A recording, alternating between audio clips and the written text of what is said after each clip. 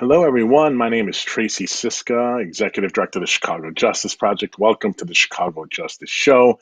This is a special edition we'll be doing every month. In a little about half an hour or so, we're going to be live streaming the Chicago Police Board monthly community meeting to see what's going on there and see how police accountability is doing in Chicago.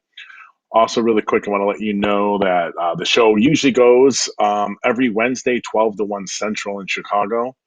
Um, Next week on Wednesday, I think it's like the 27th, if I got the date right, we are hosting two people from a program from the Whitebird Clinic in Eugene, Oregon. I know most people have never heard of it. They have been running an alternative response program for literally about 30 years in the little old Eugene, Oregon. And basically, this alternative response program is called Cahoots. And what Cahoots does is basically sets up a system where when the 911 operator gets a call, or now they can call an 800 number, that 911 operator has the ability to dispatch um, either a person with a gun if there's violence, or basically dispatch Cahoots response, which is a paramedic or a nurse paired up with a social worker, a mental health specialist. And I've seen some numbers that they take as much as 15% of the calls away from police. And while I don't think in the long run, if we're going to do this, is the optimal way to do it, that's anywhere near enough calls. There's they still struggle, I believe, with their relationship with the police department. So we're going to talk to two people from there, and basically want to see they're expanding it to New York and Denver. At least I know that. But we also want to see what it would take to get that up and running in Chicago. Mayor Lightfoot is very quietly um, testing certain different projects across the city, but it's kind of being done in stealth, which is I am completely against. And I don't think if you're talking an alternative response program like Cahoots, why we need to test it in Chicago when they've been doing it for 30 years in Eugene. Obviously, it would need to be adjusted because the jurisdiction is just so much larger, but we don't need to know if it works. There's hard data on whether Cahoots works, and it does. Um, I know from a recent article in the Atlantic, one of the issues with Cahoots is whether or not there are literally just have the available social services um, to take people when the Cahoots people show up. Where do they direct them for services? And if you don't have them, the alternative response system isn't going to work. Now, um, in Chicago, I doubt we have the adequate mental health, drug treatment, um, violence, anti-violence system set up so that people could receive a Cahoots response and then be taken to get services immediately. Um, we'll see what they say about it, and it would be an interesting conversation.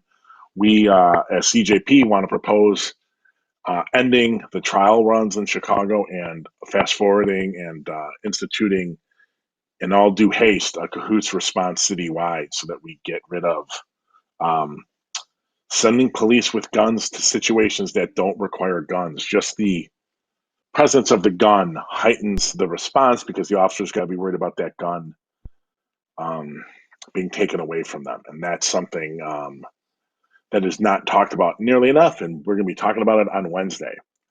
So please join us 12 to 1. We stream on Facebook, Twitter, our YouTube channel, and now we're live on Twitch. From any of those platforms, you can ask questions or give comments that we can be included in the stream. If you're watching tonight, by all means, drop us a question or a comment. We're going to talk a little bit about some things going on in Chicago in the news, and then we're going to get to at 7:30 in about 25 minutes. Hopefully, if they start on time, we'll get to the police board meeting. So for our first segment today, I want to talk about um, a response to a new, pretty epic reforms that passed the Illinois General Assembly in what is H. Bill 3653. It made all the news at the end of last week and early this week. It does an amazing amount of things. We're going to get to having people come on the show and talk about it more thoroughly in the upcoming weeks. But a couple of the things it does is it ends the need for an affidavit And if you watched our show last week with the Deputy General of Public Safety, Deborah Witzberg, we talked about how there's a burden. So when you file, or you had to, or I guess you still do, we're waiting for the governor to sign the bill.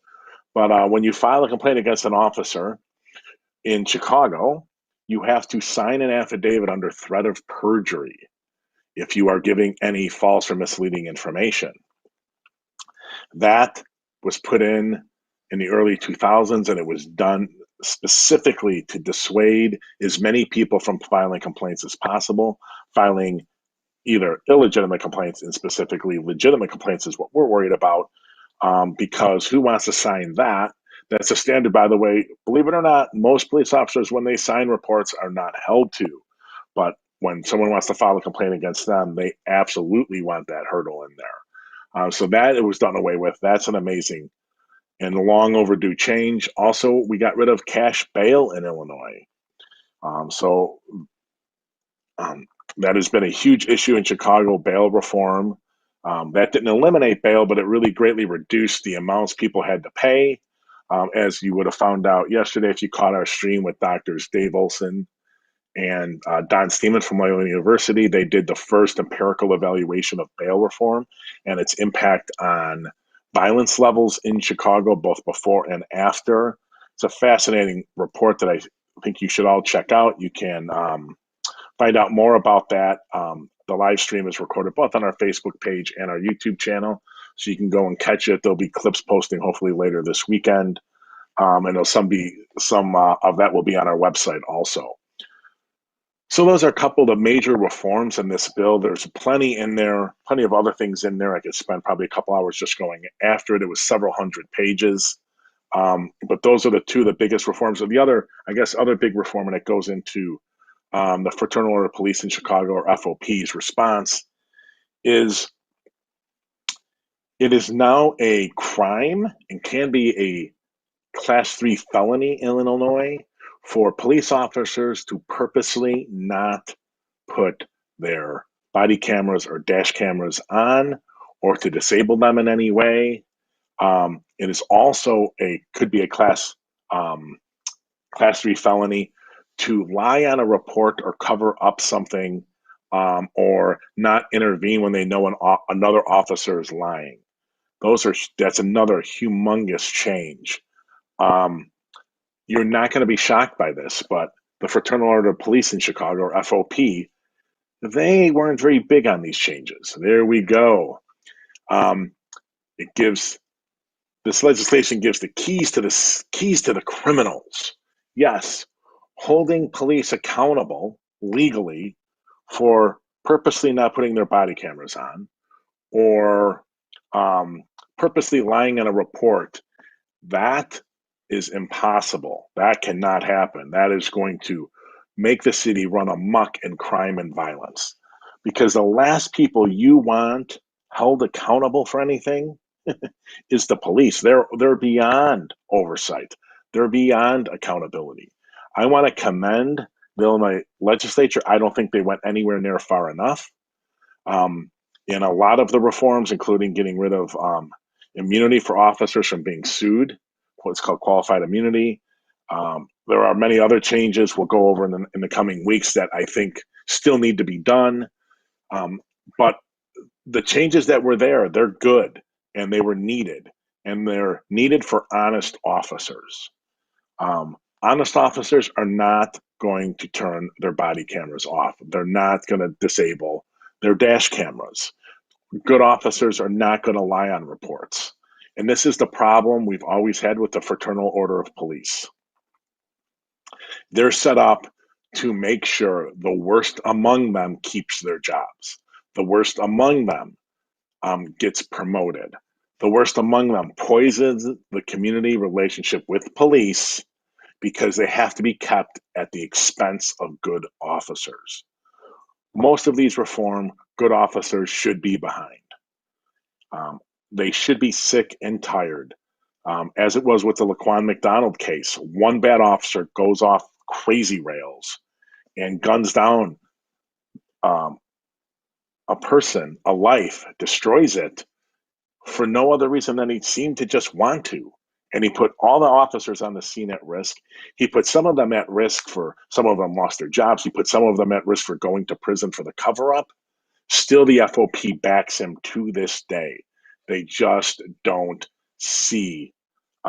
They can't see the forest for the trees. They so interested in saving the most corrupt and horrible and criminal among them that they can't possibly see that those efforts are actually hurting their own membership.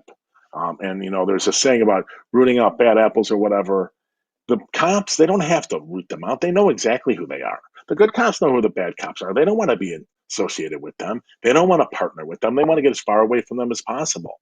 The problem is the culture and that is fueled by the union doesn't allow dissent, doesn't allow for allowing people who are criminal to, as an officer or abusive or brutal, to be treated such ways. They just won't let it happen. So I want to go over a couple of quotes and then we'll talk about them. These are from John Catanzara, who's president of the FOP. This is quote one. I'm going to read it out real quick. If they feel you intentionally forgot to turn on your body, and please pay attention to the language, for whatever reason they determine, you will not only be fired and decertified, which is you will lose your license to be an officer. So you can, even if you're fired from the Chicago police, you can't get a job anywhere in Illinois as a police officer, a massively needed reform. You could be charged with a Class 3 felony. If you make a statement they believe is material false, intentionally, in their estimation, you can be fired, decertified, and charged with a Class 3 felony. Now you look at that in their estimation. What does that mean? In whose estimation? John, who are you talking about? You mean independent police supervisors? He doesn't like supervisors, and I'll get to that in a minute. Are you talking about the police accountability community? Are you talking a Class 3 felony? You're talking prosecutors, independent prosecutors.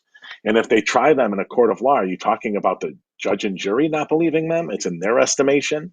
That's called accountability. You work in a system that theoretically is supposed to hold every resident of the city of Chicago accountable to a set of laws that the legislature agreed upon, and you're in charge of enforcing. But for somehow that process is not good for you, and it's very vague. He wants you to think it's murky, like there's no real process and there's no due process, and they don't have oversight of it, and they don't get lawyers. It's very murky. At a whim, it can just happen. The reality at which how little police officers are actually held accountable on the whole breadth of it. When you look at what are the odds from a complaint being filed, the affidavit being signed, to a sustained allegation, to the superintendent signing off in the police board, it's really infinitesimally low. All right, let's go to the second quote, Eric, if you don't mind. This is a second quote from the president of the police union. The tidal wave was coming, sadly. There were too many spineless politicians in the caucus who caved into the simple race baiting and pressure. Literally having a black caucus look at legislators and say, if you know what that word is on this bill, you will never get a black vote again. Shame on them.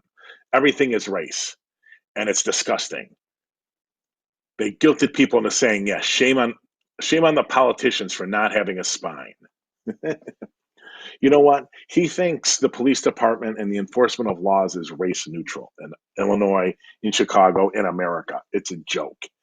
There is a amazing consistency to how the people that are beaten and most abused and the victims of brutality, what they look like, and it's consistent. It doesn't mean like it never happens to a white guy, but it is mostly, especially in urban areas, people of color. There's just no doubt about it. And to the denial of that is a joke.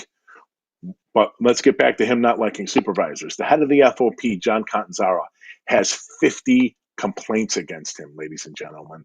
50. And those complaints often, we're doing research on it now, have multiple allegations. Most of those complaints are not filed by citizens. They were filed by supervisors and other officers. That's right. You know how hard it is for another officer to file a complaint against another officer? Or for a supervisor to file a complaint against an underling in the department? That's an unheard of thing. He racked up nearly 50. This man has served 2 or 3 suspensions. We're going to be digging into that in the coming months. I can't divulge everything that we know at this point, excuse me, but it's the details of them are going to blow you away. And also, real quick, we're going to get into this hopefully next week and more thoroughly. When asked about the insurrection at the Capitol, the U.S. Capitol on January 6th, he originally supported them. He originally supported it. They're just frustrated. And they didn't do what was done over the summer. There was no destruction. They just pushed past some cops. They didn't do anything wrong. You're right, John. They didn't do anything. As long as you don't consider killing an officer something, I think you'd be a little upset about that. Another 3 or 4 protesters died. 5 deaths in that storming. That was something. He has since tried to walk them back, but they're totally extremist comments. And this is where you get with the police department, unfortunately, nowadays. We'll be back with you next week on all more of that. And in the coming months, we're going to be focusing on Mr. Catanzara and the FOP. So for our next segment, we're going to talk a little bit real quick about George Ryan, or former Governor George Ryan, in a recent piece by Ed Hammer, a former investigator from the Secretary of State's office during George Ryan's reign of corruption, I think we should say. That's the piece right there. I suggest you all go see it and read it. It's an amazing piece. And it really talks about whether or not George Ryan honestly felt in his heart when he put the moratorium on the death penalty and commuted sentences, whether that was done for political purposes or whether it was done because he truly felt a change of heart. I think it's a really interesting insider take on it. I know at the time, and I have through the years talked to some of the people, some of the civil rights lawyers and people in the anti-death penalty community in Chicago, and they tended to believe that it was more of a that it was genuine. I tended to doubt it because he's a politician in Chicago and Cook County.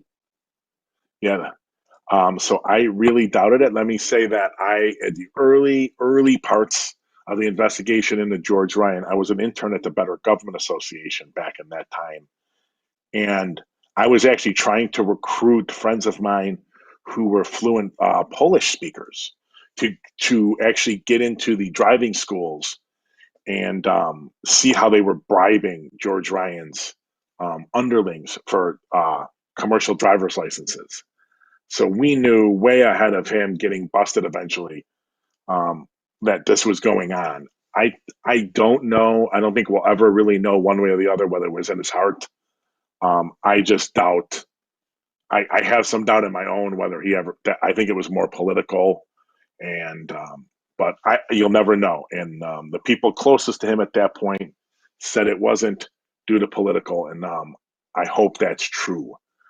Okay, so we're going to take a break for 1 minute, give you some information about a program we're running called CJP Nation, and we'll be back with a couple more segments before the police board hearing starts. Join a group of engaged and committed individuals advocating for transparency and accountability in the local justice system around the country. Get engaged through crowdsourced research projects, digital activism, public policy advocacy, or become a social media ambassador. Our criminal justice system will not reform itself. Communities must demand it. Transparency can be the fuel for justice our local communities need to combat the weaponizing of data by our justice system. Transformation of our justice system cannot occur until we know exactly what they are doing and who they are doing it to. Get involved today. CJP Nation.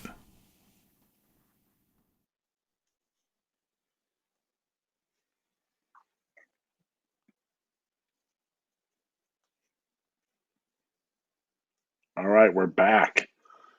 This next segment, we're going to talk about a lawsuit that was just filed from an officer involved in the community safety team. And the officer, I believe it's a male officer, alleges that there were quotas put on the team, which, by the way, were mostly against the law in Illinois, and that those quotas were in fact um, were in place. And when he went to complain, he was retaliated against. That, if true, is horrific. Let me just say that um, you got to understand the policing system is all, all involved in numbers from the top down, from the superintendent and how he gets judged by the mayor and the residents of Chicago, and how he gets judged by the city council. All of that is done through numbers. Did crime go up? Did crime go down? So then he or she drives that same problem down to um, to their underlings. How do you measure things? Chicago already had this in place, unfortunately. Um, Before Superintendent McCarthy came in under Rahm, they were already having some accountability, and they were all looking at the numbers, and that's how you determine whether an officer has had what they did at work. Were you thumping? Were you? It's called humper activity. I saw in one um, deposition a long time ago. What were you doing all day? How do they determine whether you were doing something? They do that off the numbers. And in what you're seeing that video in the corner there, that's a policy piece we did from our website, a quick hit about the shooting on the red line. This was several months ago, but there was a shooting on the red line platform. It was in the Loop, I believe. I can't remember the exact station now, but there was crime. The way they saw crime uptick on the CTA. So of course, what do you do as your superintendent? You put more officers there to kind of uh, push the numbers down. Well, the officers that are sitting on those trains all day, they have to prove they did something, right? And you don't. Um, a crime reduction is not good enough because you have to show what you're doing every day, and there's no way to measure that crime reduction in one day, right? So just sitting there and deterring crime with your presence is not good enough. You have to generate. It's called generating paper, and they generated paper. They stopped a guy, in this case on the red line, they stopped a guy for walking between trains, which I don't know any Chicagoan at some point, especially who grew up in or was a kid, who didn't do that. They stopped him. He had a little bit of drugs on him, didn't want to give up his ID. So what did he do? He tried to get away. They tried to stop him. There was a wrestling match. Shots were fired inappropriately. It was a horrible shooting by the police. They shot him once with another officer in the line of fire for no apparent reason. And then as he's walking up, he took the bullet, and as he's walking up the escalator, the officer shoots up the escalator at a downtown subway stop, L stop, shoots up the escalator, hits him again, and they eventually arrest him. Why was that done? Because they had to generate numbers. There isn't a hard and fast quota, at least for that type of stuff. There wasn't a hard and fast quota like you need 50 summonses or whatever a day. It was you have to bring back paper. You have to show that you did something with your day. And that's the same thing on the safety team. It isn't good enough to just be there and be saying something and being deterring crime. That you need on that day, you need to generate paper. And it's that paper generation over time and the arrests you make and the tickets and summonses that they gather up for you to get on special assignments. How do they determine if you're a hard worker? You know how they do that? By how you generate activity, whatever that activity is. So if you're not making good arrests because there's nothing happening, you got to write paper. You got to write these things. And that's a consequence of a totally numbers driven police department that we have learned. If you've been watching this show for the last several months, you have learned doesn't really have a policy on anything, which is why things like this happen. So do I believe there was a quota to some degree? Yes. Is it entirely possible that this officer is complaining about having to generate numbers that weren't hard or fast? Sure. Not hard and fast numbers, but feeling the peer pressure to have to generate some numbers, that's not necessarily illegal. That's called policing in Chicago, and honestly, policing in most of this country, sadly enough. All right, we're going to move on to the next segment, um, which is Eddie Johnson's lawsuit. Um, it's really interesting. I wrote, you're seeing on the screen now, an op-ed I wrote um, when it came out that Rahm was nominating Eddie Johnson to be police superintendent. He was and is and remains wholly unqualified for that job. He got the job of superintendent and never applied. What do you get when you push someone up into a job they neither wanted, nor applied for, nor asked for? What you get when you get that is you get a guy that at the end seems like his life's spiraling. He had affairs. He had affairs with an underling, which is what this lawsuit is about. Um, he had at least one, and there's rumored to be more, but there's not able to substantiate that. But he was definitely having an affair with um, a female officer who he promoted to be his driver.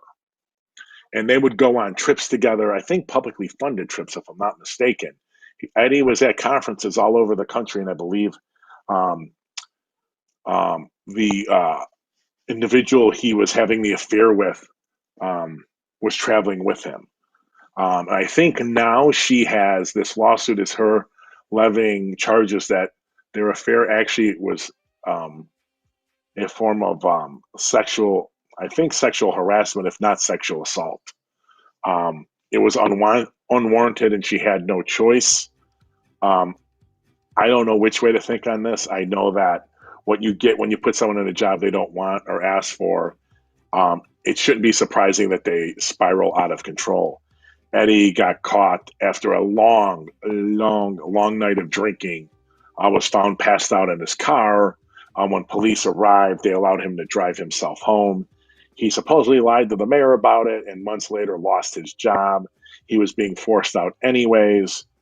And I just want to get one thing clear about that incident that hasn't really been talked about in the Chicago media at all. When Eddie Johnson was out drinking at two bars, one with a bunch of other cops that he had previously worked with, and then once with his the individual he's having the affair with at a known bar in the Loop that is incredibly heavy pours, supposedly, he was armed. So you're talking about a police superintendent who was drunk enough to pass out at the wheel at a stop sign, who was drinking for hours and hours and had his weapon with him. That is a staggering thing. Um, it This is just what you get when you put someone in that position. When he was questioned by, I think, the Progressive Caucus um, before they actually gave him the job, before they confirmed him, when asked what his qualification to be police superintendent was, he said, and I'm quoting, "God put me in this position." And they were like, okay, well, that's wonderful, but what other qualifications do you have? And he couldn't really name them. This doesn't mean Eddie Johnson's not a nice guy. He might be. He wasn't qualified for the job. He shouldn't have got it. And what we get years later is a long night of drinking, armed, passed out in his car, and a sexual assault. I mean, a sexual harassment lawsuit from a fellow officer. It's a staggering end to his long career as an officer for, I know, at least a few decades. I'm not exactly sure exactly how long that was, and I don't want to quote a number without knowing it. Um, but it really is a staggering development that this has what Eddie has come to.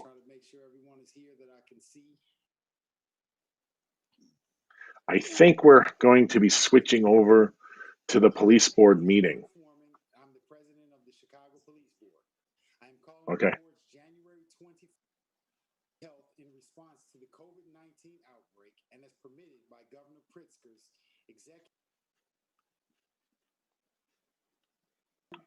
2021-01. This meeting is taking place remotely. This meeting is open to the public via audio conference and is being carried live by CAN TV. Those participating by phone are on mute in order to reduce background noise and disruptions. We have a court reporter making a transcript of this meeting. I will begin by taking attendance here after I read your name. Police Board Vice President Paula Wolf. Here. Police Board Member Matthew Crowd. Here. Board Member Michael Eady. Here. Board Member Steve Flores. Here. Board Member Jorge Mon. Here. Board Member O'Malley. Here. Board Member Rhoda Sweeney. I'll check back on Judge. Here. Here. Wonderful. And Board Member Andrea Zopp. Here. Superintendent of Police David Brown. Here. Chief Administrator of COPA Sydney Roberts. Here. Deputy Inspector General for Public Safety Deborah Witzberg. Here. Oh, Deborah Witzberg is here. CPD's Bureau of Internal Affairs Karen Konow. Here. Assistant General Counsel. Oh, that's new. Superintendent Scott Spears. Here. Chief of Chicago Police Department's Office of Operations Brian McDermott. Here. Chief of Chicago Police Department's Bureau of Detectives Brendan Dinahan. Here. Those are new people added to these meetings. I haven't seen the underling police department. We will now proceed to the meetings on the agenda. We will have time at the end of the meeting for public comments. Once again, those participating by phone are currently on mute in order to reduce background noise and disruptions. When we get to the public comment portion of the meeting, we will unmute each speaker. Looks like he's reading it. Is there a motion to approve the minutes of the board's December 17th regular public meeting? This is Paula Wolf. I make the motion to approve the minutes. Michael Eady, second. All in favor, please signify by saying aye. Aye. Aye. Aye. Any opposed? The motion passes. The schedule of the police board's monthly public meetings for 2021 has been set and is available on the board's website, chicagopoliceboard.org. The next regular public meeting will be held Thursday, February 18th at 7:30 p.m. Whether this will be an in-person meeting or a remote meeting will be determined closer to the date of the meeting. Is there a motion to close a series of executive sessions for the purposes of considering personnel matters and litigation as authorized by sections 2C, 1, 3, 4, and 11 of the Illinois Open Meetings Act? This is Paula. I so move. Michael Eady, second. All in favor, please say aye. Aye. Aye. Aye. Motion passes. A report of the disciplinary actions taken by the board during the previous month has been made available on the board's website. There are 2 disciplinary matters to announce this evening. Board members O'Malley and Zopp will make these announcements. John O'Malley. Thank you, President Foreman. Pursuant to Section 2-78-130 of the Municipal Code of Chicago, I considered one matter on which the Chief Administrator of the Civilian Office of Police Accountability and the Superintendent of Police did not agree regarding the discipline of 2 police officers. In request for review numbers 21-01 and 21-02. One of those is John Carstan, Catanzaro from the FOP. They're trying to fire him. Spicuzza and Robert Garduno be suspended for 30 days for handcuffing a juvenile for an excessive amount of time. Superintendent Brown recommended these allegations be classified as exonerated. After considering this matter, it is my opinion that the superintendent met the burden of overcoming the chief administrator's recommendations for discipline. A copy of the written opinion will be posted on the board's website as required by the municipal code. We'll be looking at those. That's a rare override like that. Ridiculous. Thank you, Keon. Pursuant to Section 2-78-130 of the Municipal Code of Chicago, I considered one matter in which the Chief Administrator of the Civilian Office of Police Accountability and the Superintendent of Police did not agree regarding the discipline of a police officer. In request for review number 21-03, Chief Administrator Roberts recommended that Police Officer Cedric Taylor be suspended for 180 days for using excessive force during an arrest. Superintendent Brown disagreed with certain findings and recommended a 10-day suspension. After considering this matter, it is my opinion that the superintendent met the burden of overcoming the Chief Administrator's recommendation for discipline. A copy of the written opinion will be posted on the board's website as required by the municipal code. Wow.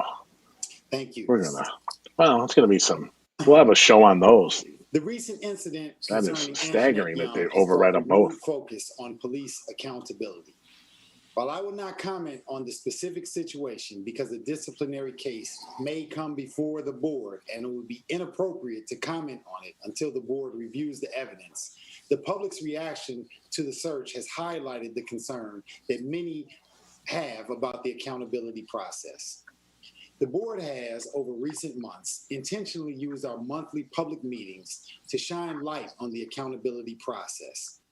In October, we invited the independent monitor overseeing the consent decree to present to our board the elements of the consent decree and emphasize its importance to improving the accountability process. Last month, Deputy Inspector General for Public Safety described the report on one element of the accountability process that she has just released. Tonight, the board has decided that it would be appropriate to make a statement about our role in the accountability process and some steps that we are taking to address the concerns that we have. The They police just board is one of overridden 4 entities in the 2 accountability attempts to process. discipline officers. Complaints against Chicago police Kind of officers hypocritical. can be filed with the Civilian Office of Police Accountability, or COPA, the police department, or the Office of the Inspector General, the OIG. Most complaints are investigated either by COPA or the Police Department's Bureau of Internal Affairs. In addition, the OIG can institute a review on its own and issue a separate report on its investigation. The police board is sent the most serious cases, those in which there's a recommendation to discharge an officer from the Chicago Police Department.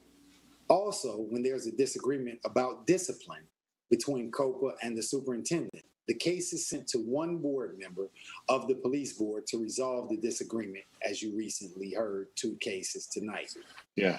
All discharge cases filed when with the board are assigned a hearing officer to hold an administrative Wow, hearing. this is crapola. The entire video So, and the ladies and gentlemen, transcript of when the they hearing must be watched when and read when by each member of the the board. head of COPA or the head of board members internal then affairs meet and discuss make the a case. sustain a The board's finding and make a decision is recommendation for announced at our discipline, monthly meeting, if the superintendent and the written disagrees decision with that explaining finding the reasoning or of the the amount board of is discipline, either published on increasing it or our website. decreasing it, A short it video after if explaining they this try to process work it out, if is they available can't, on it the goes city's to the website front of the for police viewing board, and but it goes to inspection. one member, The board and that one member has the say, and they can kill a case, and that's what just happened. They exonerated one officer, which is I've really never heard that happening, and they reduced the suspension for another, and we'll be digging into it, but it's pretty amazing. During recent meetings, we have identified 3 important issues. First, the investigations of complaints take too long to be resolved. The board has mentioned in its decisions during the last several years that investigations are taking too long to get resolved. It can be frustrating for officers who are charged, for those filing complaints, and for the members of the public whose confidence in the accountability process is threatened by these delays. The board has met with COPA, the police department staff in charge of investigations, and the Office of the Corporation Counsel in the mayor's office to try to ascertain The cases do why take the way too long. investigations take so long and to express our interest in getting them resolved more quickly. We do not feel that enough progress has been This has made, been a problem in even Chicago after for those decades. meetings. The board then requested that when a case is sent to us, it includes a timeline to indicate how long it took COPA, CPD, and the Corporation That's a good Counsel's idea. office to process the case. We make these timelines public. The board also publishes on its website the record of the cases and what the history of the timing is. Sometimes, for example, there's a court case that takes precedence over the case moving to the board. The second issue we have identified is that there recently have been significant disagreements between COPA and CPD as to whether searches and seizures by police officers have violated the Fourth Amendment and department policy. Over the last 2 years, more than a dozen such disagreements have been referred to a police board member to resolve. The third issue is a recent report from the OIG highlighted the requirement that the complaint include an affidavit from the complainant causes many investigations to not be completed.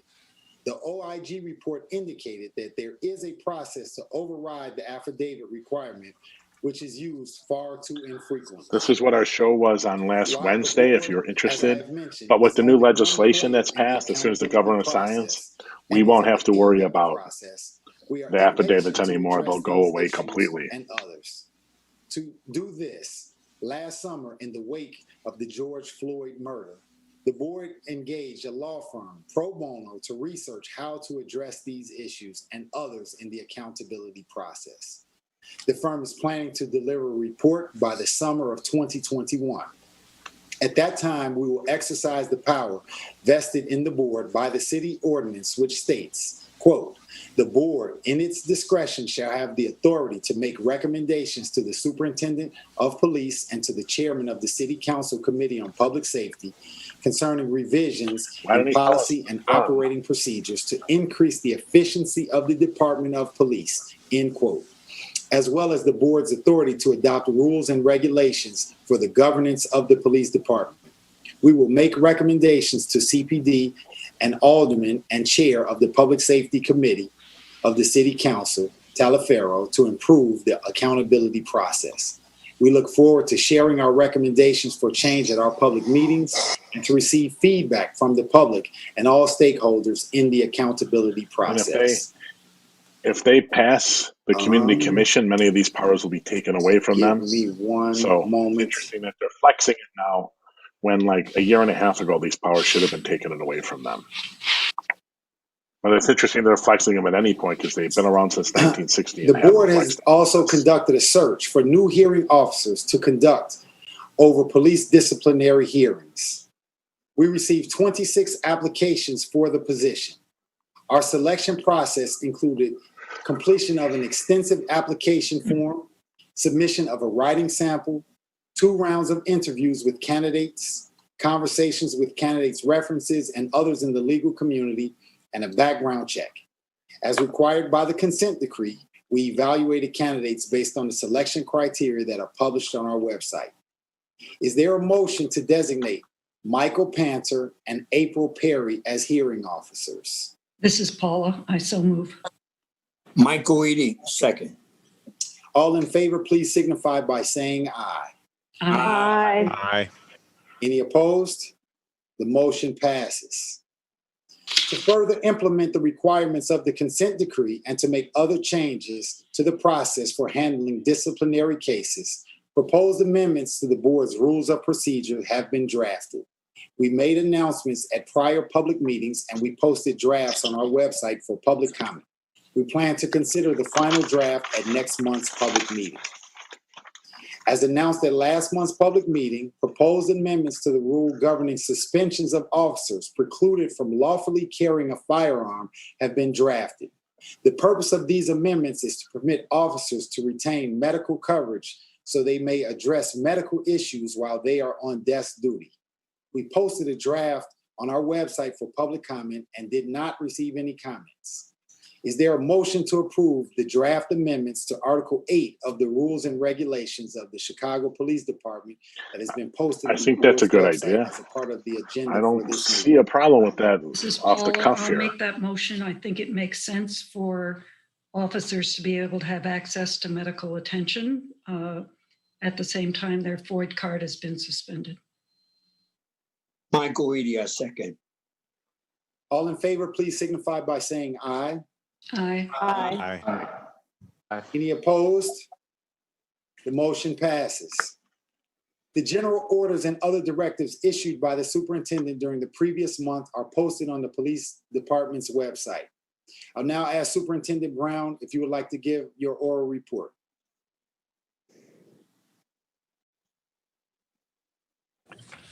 Thank you, Here's Mr. Mr. Accountability, President. I have just a doing few everything he can comments to not if you hold officers accountable. have time. First, I'd like to start with thanking the members of the Chicago Police Board for your commitment and the time that it requires for you to and the effort for these virtual meetings. I also want to recognize the members of the public that regularly participate in these public meetings. And I assure you, the public commentaries, that your voices are being heard, and your dedication to making this city better does not go unnoticed. And so tonight I would like I to bet that begin people by aren't saying, please speaking a little override bit about front of COPA mind and topics internal affairs when they try to that's been on impose everyone's discipline. mind in Chicago, carjackings, which obviously been one of the priorities for our department throughout last year and this year as well. In 2020, there were 1,400 incidents. Our officers arrested over 1,100 people for those incidents of vehicular hijackings. Over the past 5 years, there have been Did you get that 4,300 spin? vehicular hijacking incidents. 1,100 people arrested for 5-year period, 1,400 Chicago incidents, police but he didn't officers tell you have how many arrested they cleared. 10,219 offenders for these crimes. Yeah, So far this these year, are spin numbers. 2021, there have been 144 Nothing new. Same old police department. vehicular hijackings, and Chicago police officers have arrested 104 offenders for these crimes. In addition, Once again, but he didn't tell you how many incidents resulted in arrest. What if 5 guys tried to carjack one person? And 9 officers have been shot at by offenders.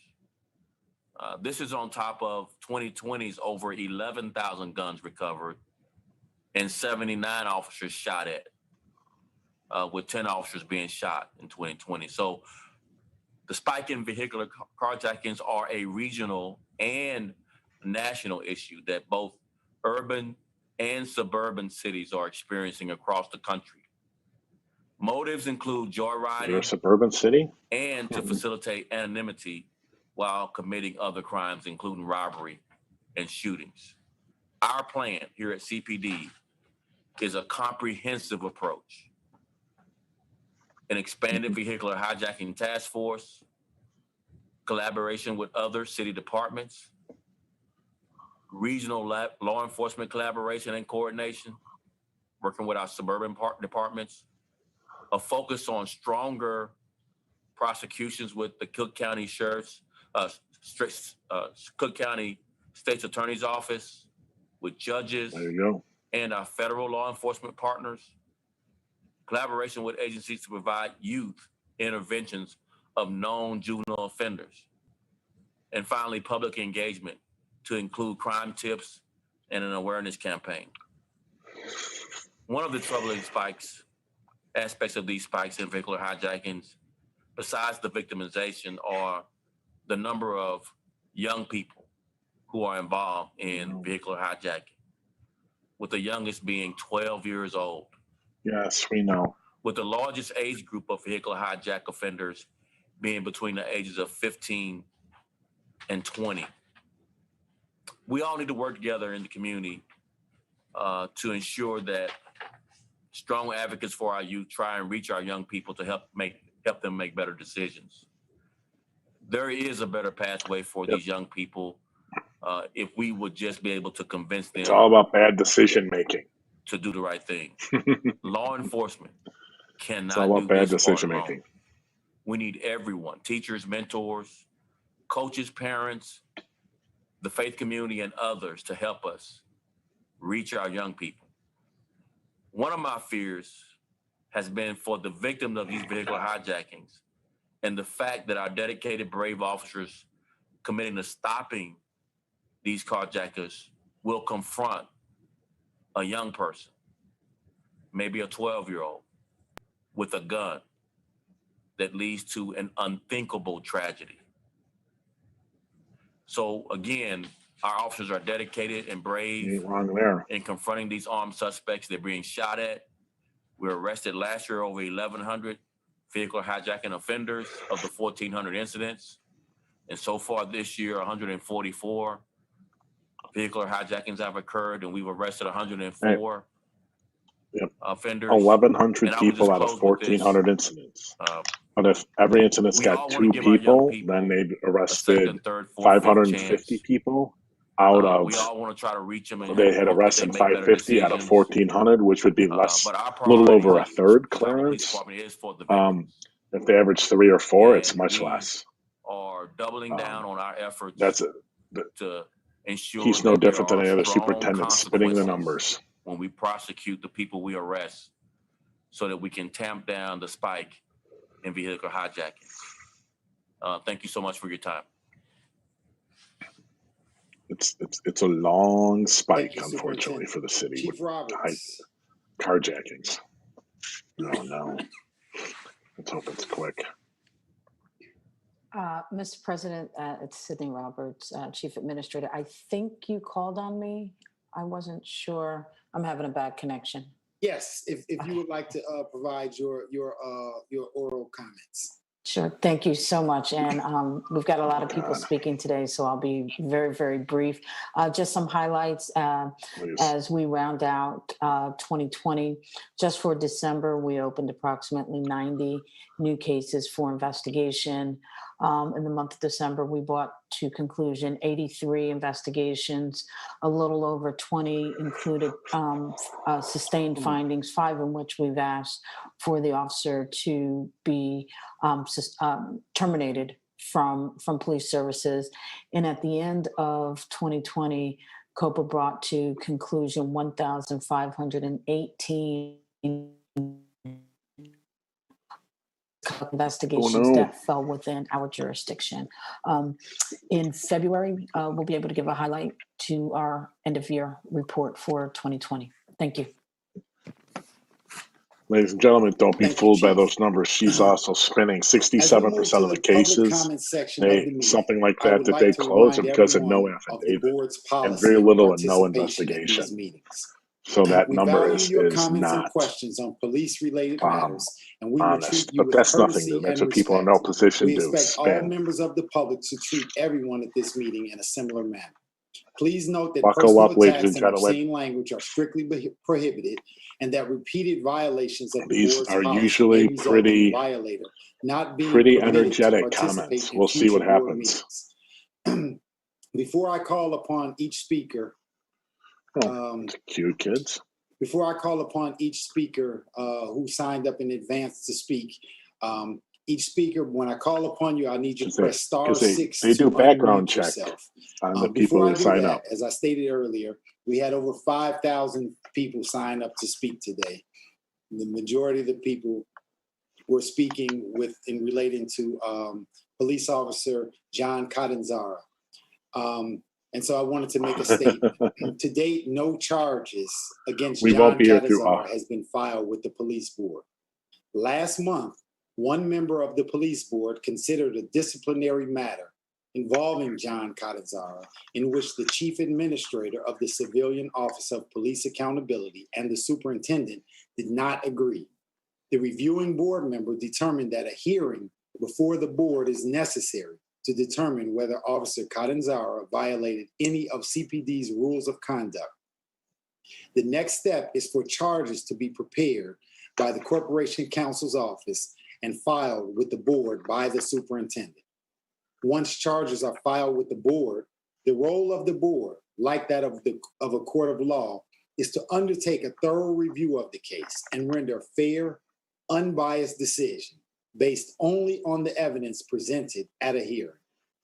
Transparency is a high priority throughout the board's disciplinary process. Once a case is We're going to be filed with suing the board in about the 8 charges weeks. and the date They're not the case is transparent. scheduled for They a have hearing fought will it be at posted every website, step. ChicagoPoliceBoard.org. All of the board's disciplinary hearings, like trials in court, are open to the public. After the board decides a case, it takes a public vote on the decision where each board member's vote is announced and recorded. Then the board publishes on its we got website a comment or question and about what decisions, happens to the which FOP includes president if the detailed police board fires him. explanations for the You know, reasons for the I board's action. haven't I don't I will know, to now be honest call with you. I've upon heard various things those from lawyers members about to speak. In him fact, automatically Max, losing his if I could FOP ask presidency, or he you can or Jasmine to call, maintain it. I've heard two because things and I'm haven't not had a sure clear that I have answer. this list. I haven't been able to get a clear answer. Yes, I'd be happy to do that. Thank you. So the first speaker on the list is O'Neill Johnson. And again, please press *6 to unmute yourself. O'Neill Johnson. Okay, Max, can we go to the second speaker, please? Yes, the second speaker is Stephen Belstra.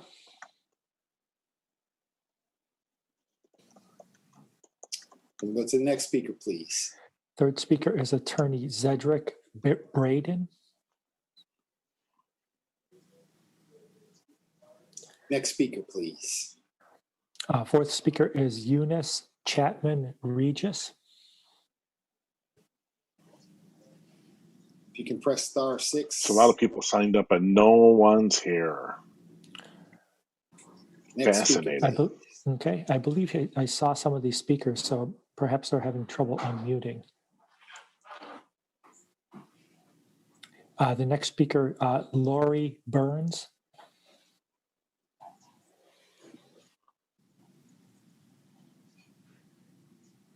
There's Max. Like I said before, ladies and gentlemen, we will be suing them. They've been incredibly horrible under FOIA Ms. over the Burns. summer. Hello? So we are going to be suing this Hello? agency very soon. Okay, okay, Ms. Burns, we'll come back to you. We have Miss Eunice Chapman Reed, I believe. Regis, I'm sorry. There was something wrong with my connection. I am so sorry. No worries. May I begin? Yes, please. Okay. Good evening. I thank you for your past concern to the issues regarding our community. Unfortunately, the problem continues to persist despite the repeated efforts of Everhart 79's Block Club members and our numerous 911 calls. Family Fresh Market, located at 457 East 79th Street, continues to be a haven of illegal drug sales, loitering on the public way outside the store by 10 or more persons who block the sidewalk. They do not practice social distancing nor wear masks as requested by Mayor Lightfoot and Governor Pritzker and numerous health professionals.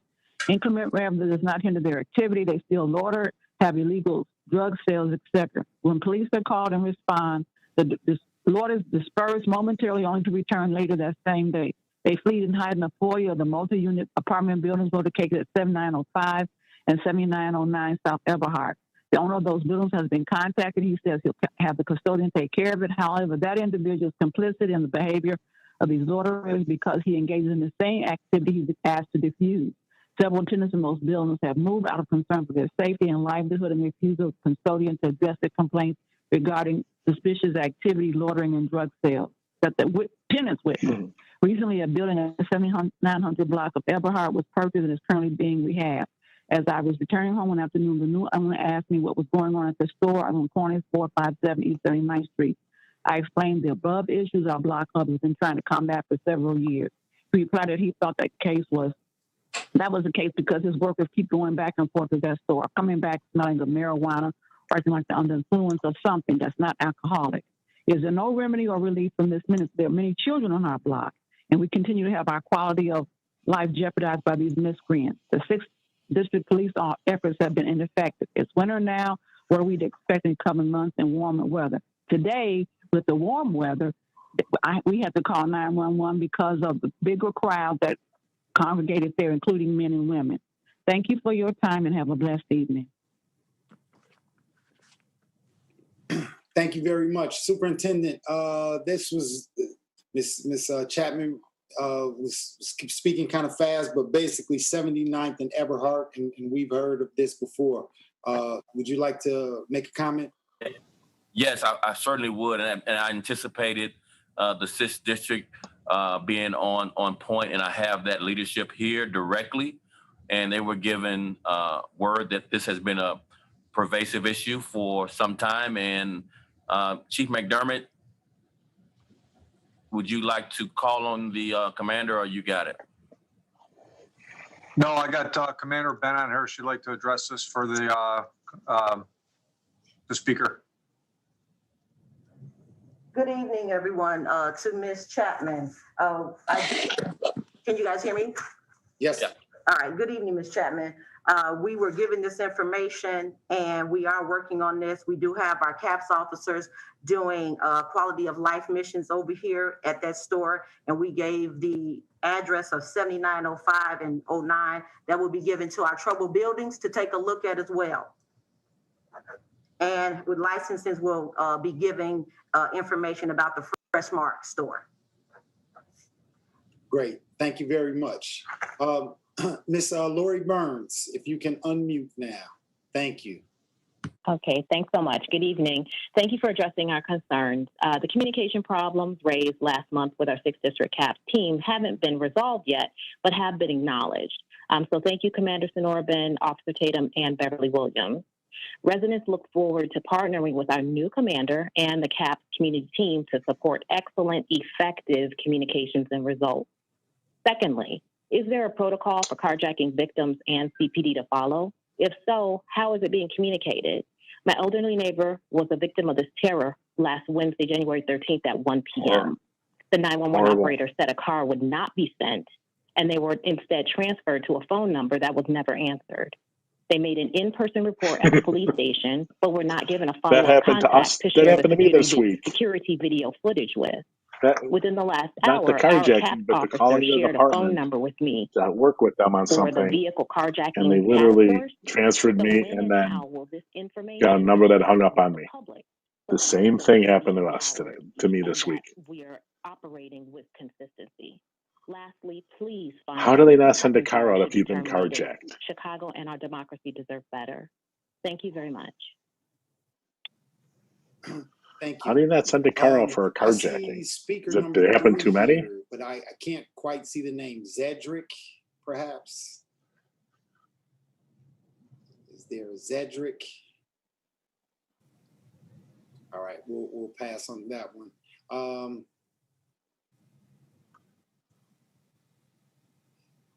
We are going to go to Jennifer Edwards. If you can unmute, Miss Edwards.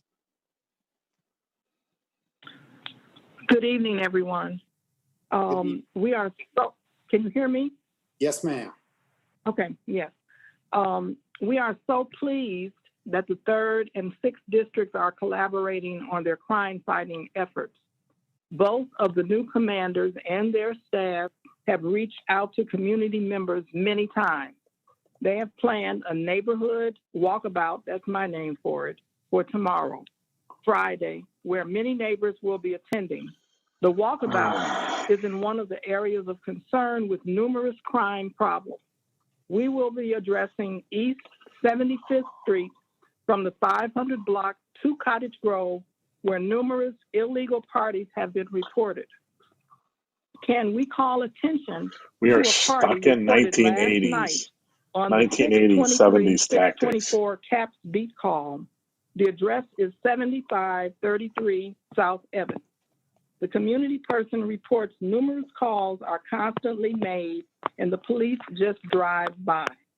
We again hope that the collaboration and our reporting will show the need for more police assigned to the 3rd and 6th districts. Also, can you push for COVID-19 vaccines for the essential workers and officers in these districts? They face the general public on a daily basis. Thank you. Thank you very much. Superintendent, before I call the next speaker, can you comment?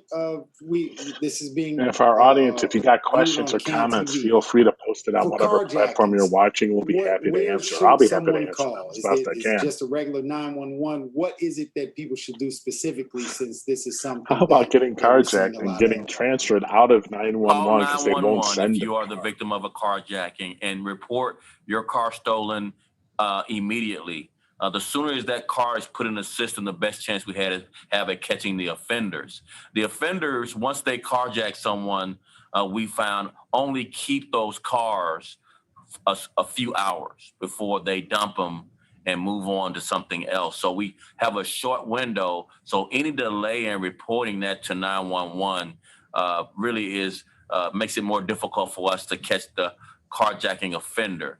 Secondly, you can always contact your district, either the CAPS office or the front desk of your district to report any kind of suspicious behavior. I would encourage you to attend beat meetings. I would encourage you to become familiar with your DAC chairs so that we could be part of the crime tips and awareness DAC, I believe, campaign is as it relates to District Advisory carjacking as well. Councils. It's not to go to the district if you're carjacked. Call 911 if you're carjacked or your vehicle is stolen otherwise, so that we can capture the offender as soon as possible, but also become part of the crime tip and awareness campaign at your district level. Okay, thank you. You see how you didn't Next talk speaker, about the fact Matthew that she got Brand. transferred out of 911. Why would you call 911 if you're going to get Good transferred evening, out? President Foreman, members of the board, Superintendent Brown, command staff, and Chief Roberts. Communities Organized to Win continues its work of bringing police and community together so that we, as partners, can develop strategies and solutions to the issues that plague our communities. No doubt about it, people are afraid. This past summer of public unrest, which led to the reduction of manpower in our police districts, did not go unnoticed. Our communities felt, and rightfully so, frustrated by a lack of response to their calls for service. Recent comments made by the current president of FOP have served notice to our communities that if they, FOP supportive officers, cannot police like they want to, then they won't police. Some of the issues raised this evening support that notice. No cars responding to numerous calls, or cars showing up and just passing by without stopping, or officers getting out of their vehicles. We want you to know that we want to support the police, but we want to support the police who want to serve our communities. If they don't want to be here, get them out. We will not go back to the knees on our necks or the shots in our backs, or I thought it was a gun defense. Policing must change, and we stand ready to work with you to achieve that change. We also acknowledge that we, the communities, have to do our parts. We know it takes two. I want to say to all on this call, I want you to know the recent promotions made by Superintendent Brown have given us a new hope that change is coming. I encourage you all to work with your commanders and CAPS teams, because change can come to your communities too. In our 6th and 3rd Police Districts, Nothing has change changed is real. that I In can the see. 3rd District, Commander Watson and his staff, along with Sergeant Wilson and her CAPS team, have reached out to us personally. We are updated on initiatives and strategies being developed that will directly confront the issues we bring forward.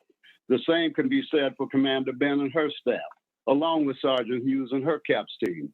These leaders also take from their busy schedules to speak directly to members of the I'm sorry. I know I'm going to get in trouble, Mr. Brandon, for muting you, but we had over 5,000 speakers tonight, so we're holding firm to our time limit today. Thank you very much for your comments. I think one of the things, Superintendent, you've heard me say this before, that we certainly tell you when things are not going right, and I think it's important that your team also hears the positive improvements. So thank you very much to your team.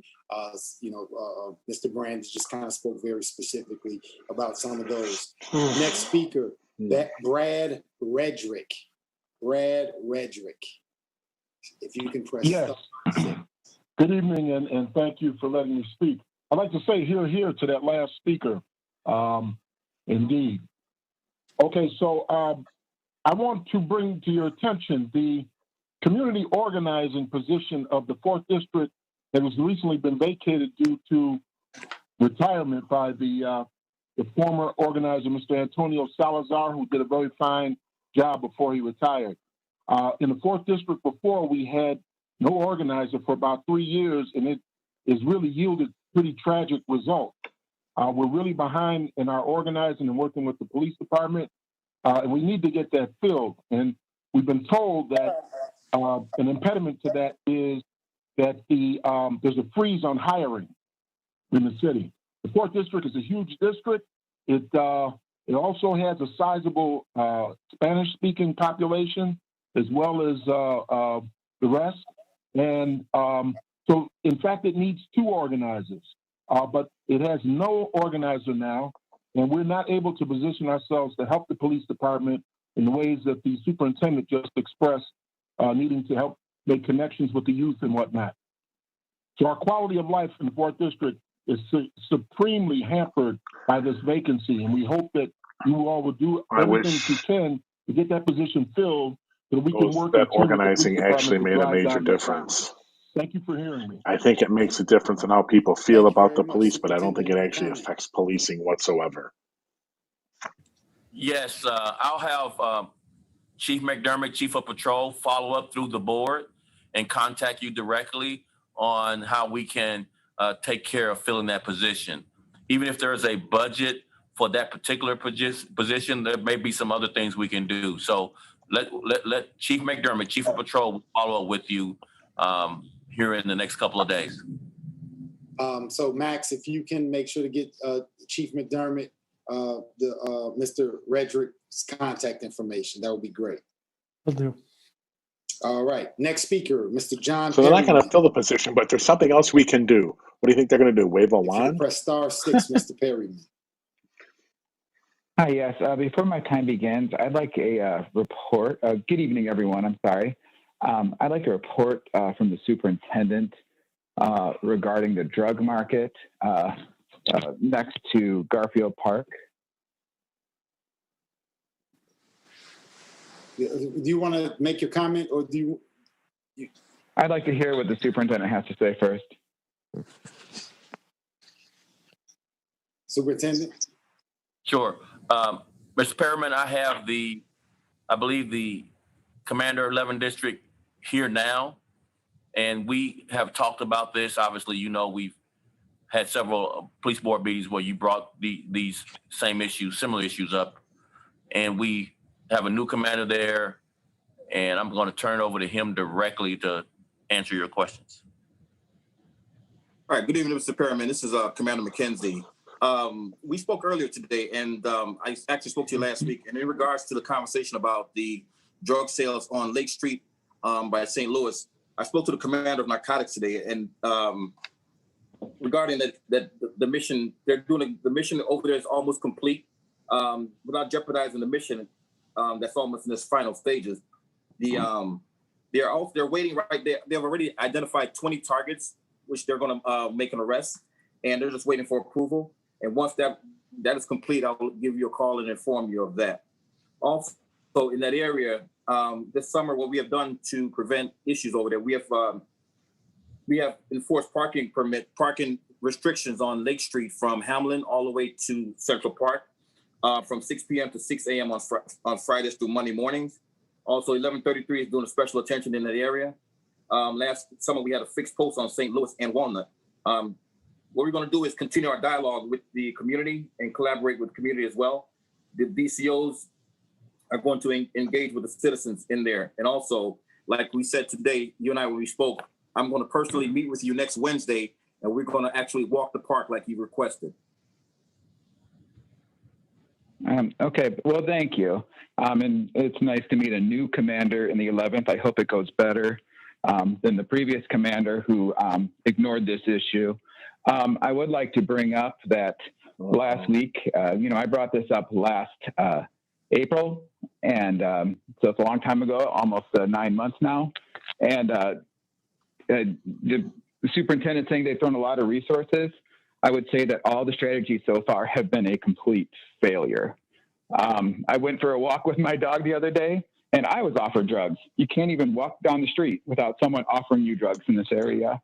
This is on the edge of a park. We want to use that park for our families, and it's a real problem. So I'm going to let the superintendent know I'm going to keep coming back to these meetings. I'm not giving up on this, and I do expect to see effective strategies. I think a big part of the problem is that the strategies are completely ineffective, and superintendent needs to know that what's going on is not working. And I've said this pretty much every other month for 8 months, and we need to see results soon. And you say you hear our voices. I don't feel heard. You promised me many things. I don't see the results of those promises. So I guess my final ask is that, Mr. Foreman, if it's okay with you, I would like to have a sit down with you and the superintendent in the next week, if that's possible. It doesn't have to be long. I'm not sure why he would do that. I'm not too sure what I can do in terms of sit down. I don't develop policing strategies, but if you would like me to join the meeting, I'm more than willing to do so. Well, Mr. Foreman, I did meet with the superintendent a long time ago, and I talked about specific strategies that work and things that don't work, and I feel like that was completely disregarded. How would he know what I would works? like another ear How would in he the know room as a to, non-policing help person hold what everyone works? in the room accountable. Wow. Okay. I will It make cracks me myself up. available.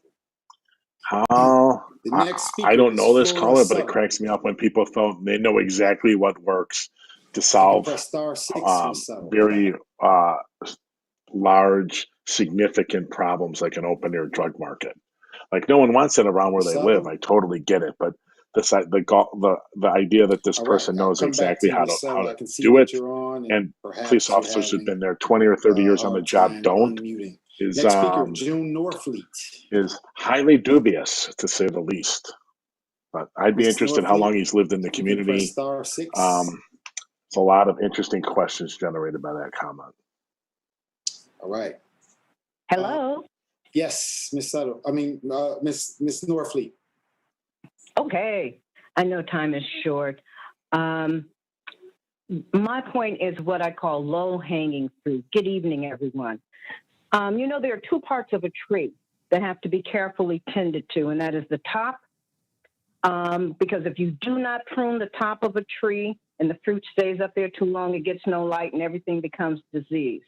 And the bottom, the low-hanging fruit. Well, last week I took a walk out on 75th Street, and there was a lot of low-hanging fruit out there. There were things that were strewn all over 75th Street, just like litter. There were cars without license plates, vehicles with expired temporary plates. So bleached, they look like blank sheets of paper. These are low-hanging fruits. Stores with windows papered over and obscured, low-hanging fruit. We need to stop the illegal gatherings that are beyond the number of attendees as prescribed by current ordinances. Low-hanging fruit. Our police department can work with auto industry professionals to advance improved vehicle security platforms. Make that a priority. That's a low-hanging fruit. Answering the phone in a positive and professional manner. I understand you're police officers and you work in a hectic environment, but you are still yet professional public servants. Articulate, say your name, your station, and handle the citizen's business. As my neighbor, Ms. Burns, already indicated, that can be a challenge sometimes. These are things that can be done now. These are plums that can be picked.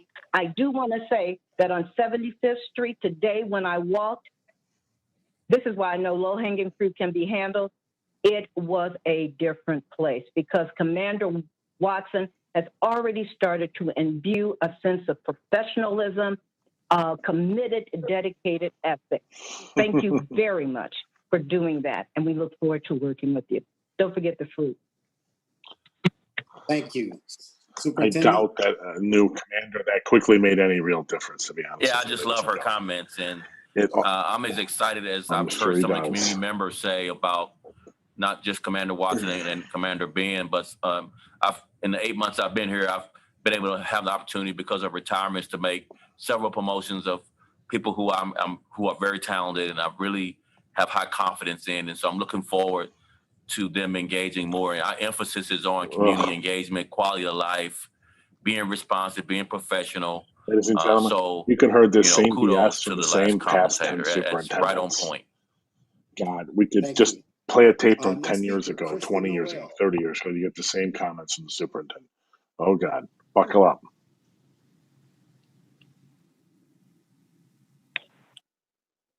Hello, everyone. How are you? Hi, Kristen.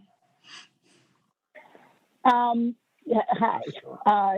I'm a little concerned about that mass shooting that happened with Jason Nightingale and has ended in the death of two women, Marta Torres and let me get her name, Aisha Neville. And There are 3 women right now fighting for their lives: Shirley Hinton, Virginia McAllister, and Damia Smith, ranging from 15 to 81 years old. I have known for a while that mass shootings were connected to domestic violence, and this was not science shows unusual, right? They say that as the number of victims go up, the more likely it is that the shootings are going to have some connection to domestic violence. Jason Nightingale had a domestic violence charge in Evanston. One of the problems I have with this shooting is not only that he shot 5 women, it's the fact that Jason was able to go from the south side of Chicago to the north side of Chicago in Evanston, where he had a domestic violence charge.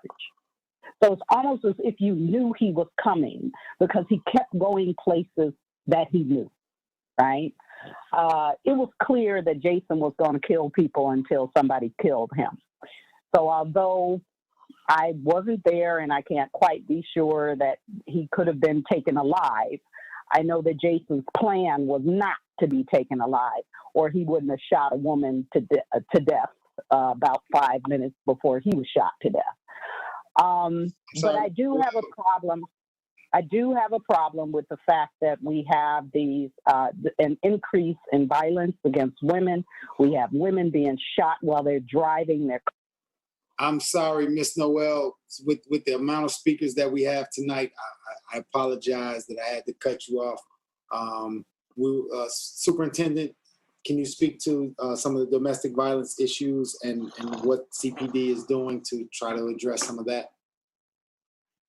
This particular shooting case has some domestic violence, but the more prominent underlying issues was mental health, as expressed by Mr. Nightingale's family, that had been spiraling out of control. And these acts of violence were random and with no notice from anyone that we become aware of in the preliminary investigation. We'll continue our investigation, but the speaker is correct that there's some domestic violence, but likely mental health issues being the more prominent motives that behind this. Thank you. As I mentioned earlier today, we had over 5,000 people sign up to speak, and most of those callers were calling regarding John Catanzara. The next 2 speakers, I've asked if they could take a little bit more time and represent some of the 5,000 people who did sign up to speak. So with the board's permission, I'm going to allow them a couple additional minutes to speak on behalf of the 5,000 people who signed on. So the next speaker is Ahmed Rehab. Thank you, Mr. President, and thank you, Mr. Superintendent, and everyone else for this opportunity to speak to you tonight. My name is Ahmed Rehab, and I'm the Executive Director of the Council on American Islamic Relations here in Chicago. We are the Chicago office of the largest Muslim civil rights organization in the United States. And I have let our views be known to the public via media appearances on the comments made by Officer John Catanzara, and I'm here tonight to let them be known to you and to urge you to take action swiftly, specifically calling on Mr. Superintendent Brown to speed up filing charges and bringing them to the desk of the Chicago Police Board so that the process can continue in a hearing take place. I have respect for the superintendent. I agree with his comments, but there's nothing that can be done. I'd like him to address that and to promise us a time frame in which he can move on these charges.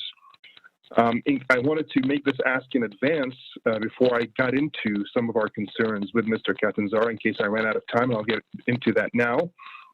As some of you have seen in the media, and I'm sure as you have internally, some of these comments are just plain disgusting and prejudiced against large segments of the Muslim community.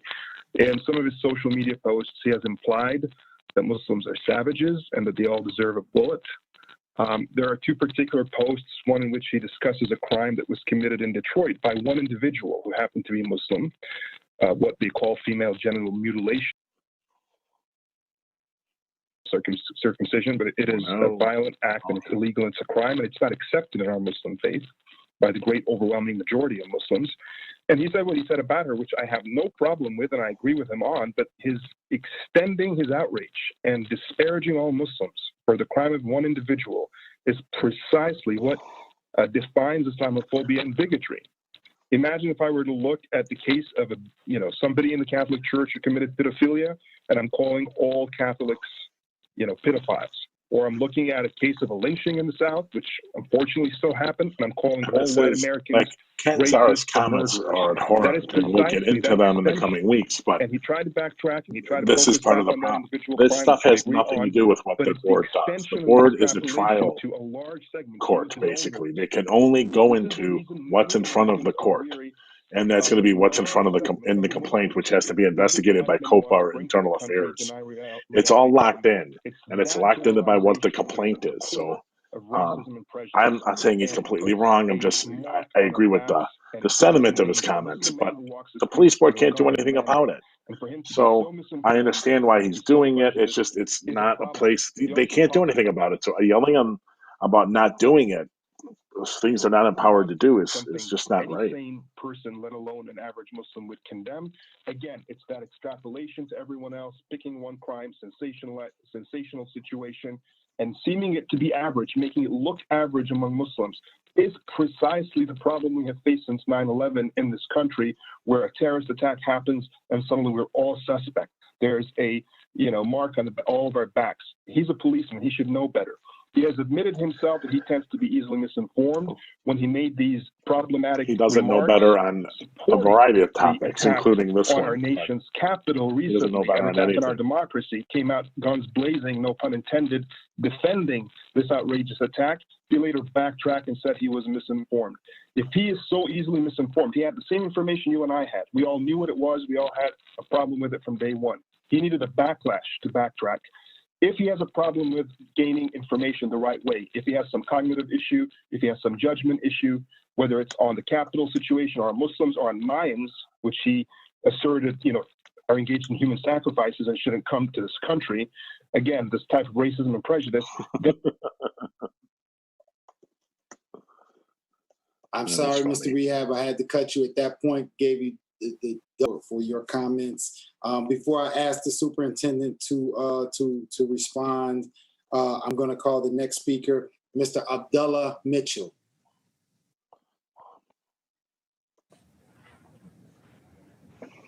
Mr. Abdullah Mitchell, if you could press *6.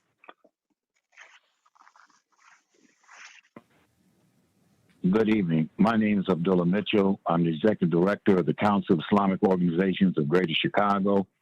We represent 68 different Muslim organizations in the Greater Chicago area, and many are residents and work in the city of Chicago. The public statement made by Officer John Catanzara is appalling. Calling Muslims savages and deserving a bullet is racist and is an incitement for violence against Muslims. No doubt about it. This statement, in our mind, reflects a level of bigotry that cannot be tolerated for any Chicago police officer. So regardless of the circumstances under which he made this statement, for him to use a public forum to express his views encourages violent behavior against Muslims. This is not the behavior we demand of a police officer, and we call on the Chicago Police Department and the superintendent to institute proceedings to terminate Officer Catanzara. Thank you. Thank you. They can't do it. The investigation's got to happen by COPA or Internal Affairs. Just reiterating, I guess they could start that process, but that's all they can do at this point. We have not received any charges yet. Once we receive charges, there will be a hearing. Again, if you go to the police board's website, chicagopoliceboard.org, we have a short video kind of explaining this process. So last month, one member of the public made a recommendation that this case go before the full board. Superintendent will file charges with the board.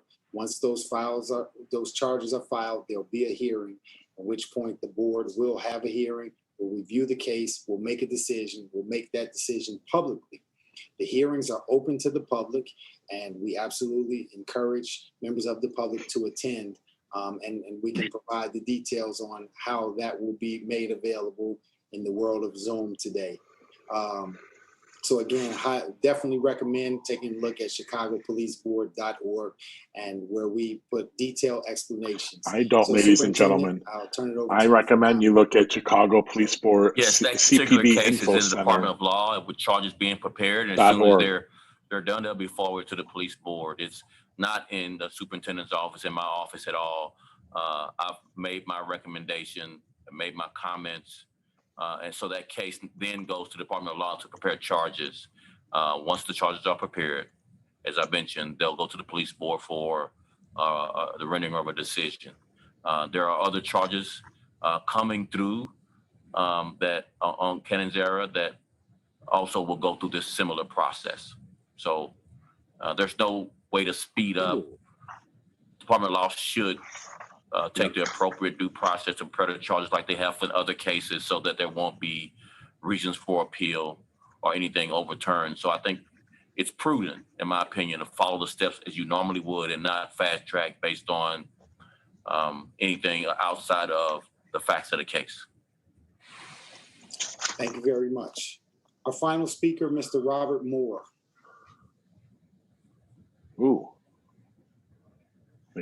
Well, down at 5,000, it *6 seems like. to unmute one of your phones. Yeah, Mr. Foreman, can you hear me? Yes, sir. Hello? Okay, yes. Very good. The only thing I can say very good is that you can hear me. Other than that, this is the January meeting of 2021.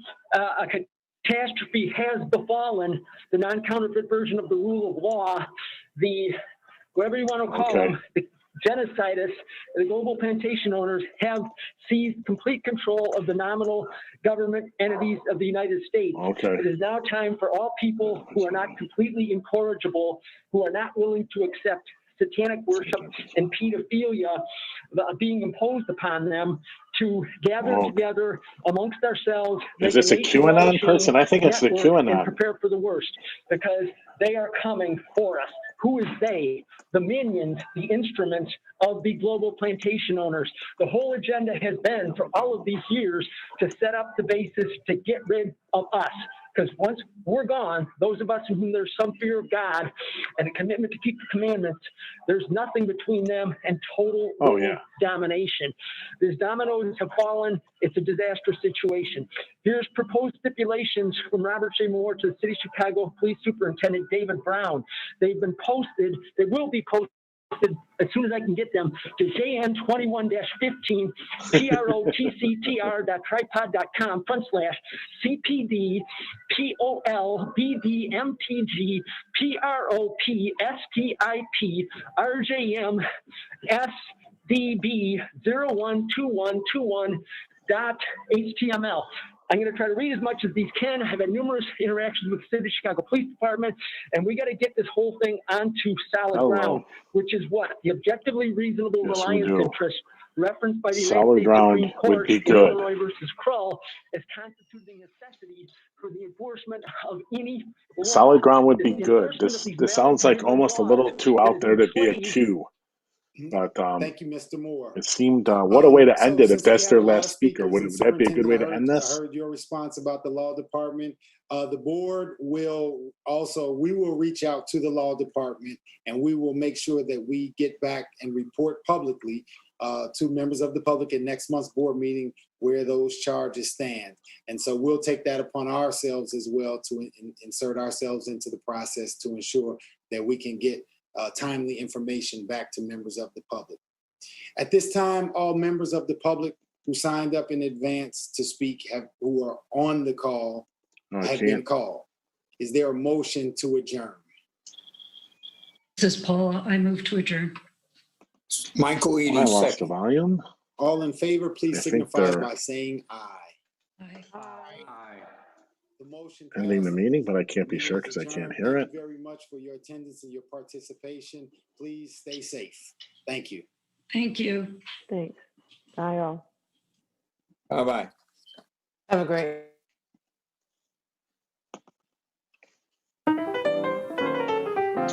All right. Well, I guess that was. I can't hear it, so I'm hoping you're hearing me.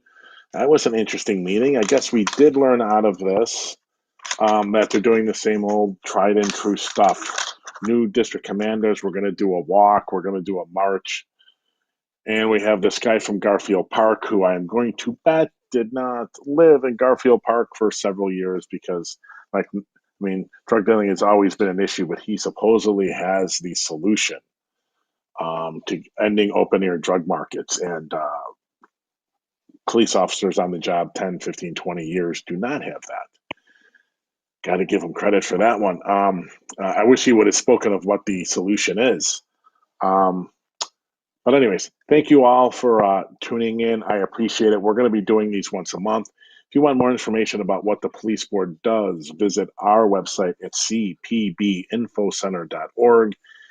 It's in the midst of being updated now, but it has data and records on cases. In almost all the cases, the charges filed and the final decision dating back to 1998. We just added the year of 1998.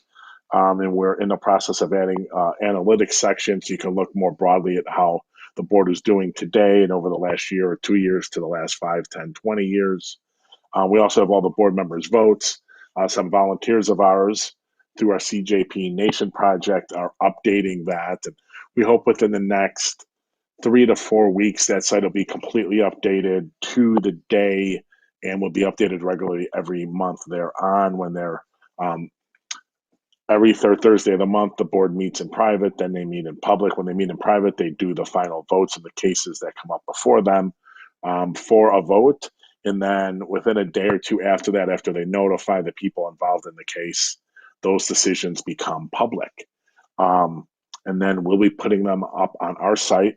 Their website is awful. If the only reason they have that website is because an ordinance we helped draft with other groups in the Chicago Coalition for Police Accountability back in 2009, and Aram finally passed it when he got in 11, I think, if I got the days right, if the year's right. But anyways, thank you so much for tuning in. Visit cpbinfocenter.org for more against the police board. We'll be back for sure, streaming live next Wednesday, 12 to 1 Central in 12 to 1 Central on the topic of CAHOOTS, the Alternative Response Program in Eugene, Oregon. We're going to talk to them about that program expanding in other cities around the country, including Denver and New York. And we're going to talk to them about what it would take to have that in place in Chicago. That's what I desperately want. We got to get the calls that don't need a person with a gun showing up. We need to stop having a person with a gun show up. We know when there's houses with domestic abuse and domestic violence and domestic disturbances, a history, we have to have services for those families and for the survivors and even for the perpetrators. That doesn't involve a cop showing up all the time, but does involve finding solutions. And that's not what you heard this night for sure. Commander Brown, Chief Brown, Superintendent Brown, sorry. He was Chief Brown in Dallas. Same old cliched, long trouted out. I'm so excited about this new commander. We're going to get a march and a walk. A lot of that is about making you think they're doing things. They're really committed and trying. They return our phone calls. They're trying. And sometimes the cops really are trying, and there's not a lot they can do. We're not talking about holistic solutions. We're not talking on a massive war on poverty in Chicago, a war on segregation, reopening the schools that Rom closed, reopening the mental health clinics that Daley closed. Until we get into those solutions, you're not ever going to find solutions to Chicago's crime and violence. Okay, ladies and gentlemen, thank you so much for tuning in. We will see you next Wednesday for sure, 12 to 1. Follow us on Facebook, Twitter, our YouTube channel, and Twitch. We're streaming to live. so you can get all of our live broadcasts. You can email us. You can email us at info@chicagojustice.org for people that you want on the show, questions you want answered, topics you want discussed. We're happy to take those in. If you want to get involved in our CJP Nation project, drop us a note at info@chicagojustice.org or on our website at chicagojustice.org.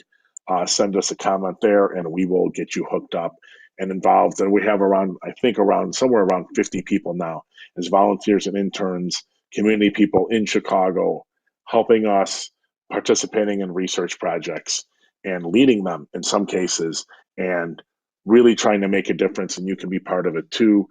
We'd love to have you involved. Thank you. We'll see you next week, 12 to 1 Central on Wednesday.